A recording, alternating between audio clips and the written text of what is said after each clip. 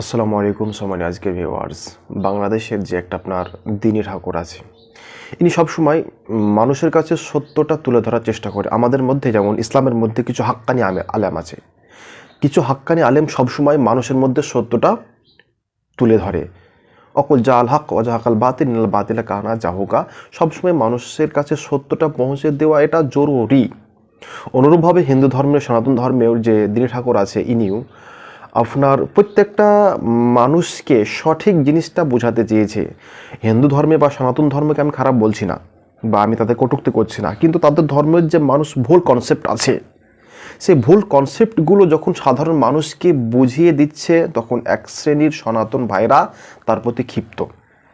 যেমন আমাদের ইসলাম ধর্মের যারা ইসলামকে অতটা বোঝে না, ইসলামের অপব্যাখ্যা করে, ইসলামকে না জেনে না শুনে আপনার আলতু ফালতু ফতোয়া দিয়ে দেয় বা ভুল তথ্য দিয়ে দেয়, তখন কিছু হাক্কানি আলেম আছে, হাক্কানি আলেমগুলো সেগুলো বাস্তব রূপে আপনাদের সামনে তুলে ধরে। কিন্তু যখন ওই নর্মাল আলেমগুলো যারা ভুল ফতোয়া দিয়ে থাকে, তারা কিন্তু ভীষণ রাগান্বিত হয়ে যায়। হাক্কানি আলেমের প্রতি তারা বিভিন্ন কটূক্তি পোষণ করে যে না, উনি আমার প্রতি ইলজাম লাগিয়েছে, উনি আমার প্রতি তহমত লাগিয়েছে। অনুরূপভাবে সনাতন ধর্মে এই ব্যক্তি মানুষের সামনে প্রত্যেকটা সময় সত্য কথা তুলে ধরেছিল, যার জন্য আজকে তাকে সনাতন ভাইরা তাকে ভীষণভাবে অপমানিত, ভীষণভাবে লজ্জিত, তাকে গ্রাম থেকে তাড়াও করেছে।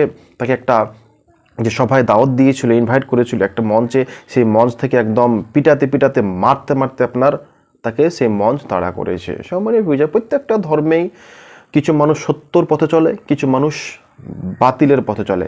কিন্তু যখন বাতিল থেকে হঠাৎই যখন একটা মানুষ সত্যটাকে মানুষের মধ্যে ছড়িয়ে দেওয়ার চেষ্টা করে, তখন কিন্তু মানুষ অত তাড়াতাড়ি মেনে নিতে পারে না। মুসলিমদের মধ্যে যখন সহি আকীদার মানুষ সঠিক বিষয়টা মানুষ সামনে প্রচার করতে চায়, কিন্তু যারা ভ্রান্ত পথে আছে, যারা ভুল পথে আছে, তারা খুব তাড়াতাড়ি সঠিক জিনিসটাকে মেনে নিতে পারে না।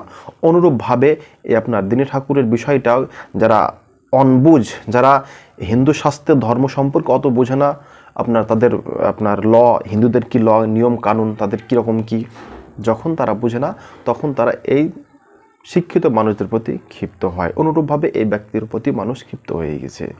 সম্মানীয় আজকের ভিউয়ার্স, প্রত্যেকটা মানুষের একটা ভুল থাকে, সে ভুলটাকে শুধরে নেওয়াই মানুষের কর্তব্য।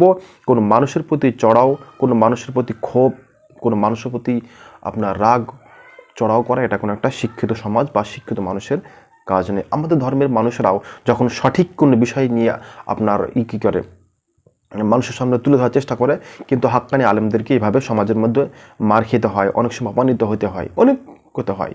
সময় আজকে ভিডিও আমরা সবসময় সত্য জিনিস জানবো, সত্যর পথে চলবো এবং সবসময় সত্যটাকে মাথায় রাখার চেষ্টা করব। আসসালামু আলাইকুম।